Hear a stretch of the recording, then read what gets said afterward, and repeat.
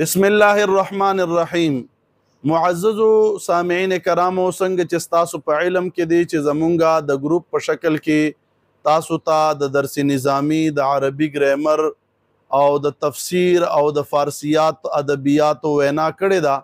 نو راځي نن لږ د فارسی آغاز کوو، ځکه چې فارسی چې دی ډیره یو خوږه ژبه دی، او بل دا دی چې فارسی زبان بزرگان دین است. دا د بزرگان دین ژبه دی، د اولیاء کرامو ژبه دی.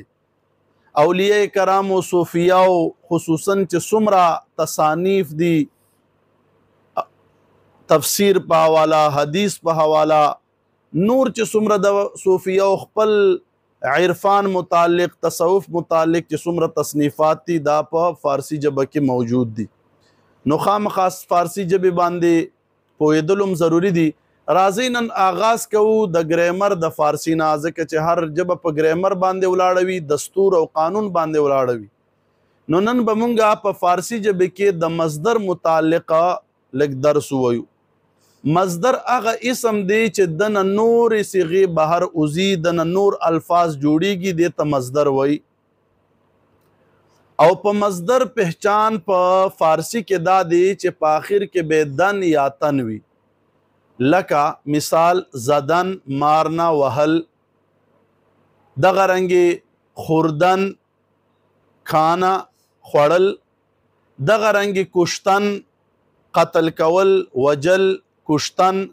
نو ګوره خوردن کې دن رالو او کشتن کې تن رالو.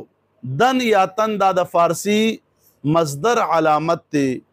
نو نور چې څومره صیغې او الفاظ دي، یا به هم د دې مصدر نه بهر کیږي.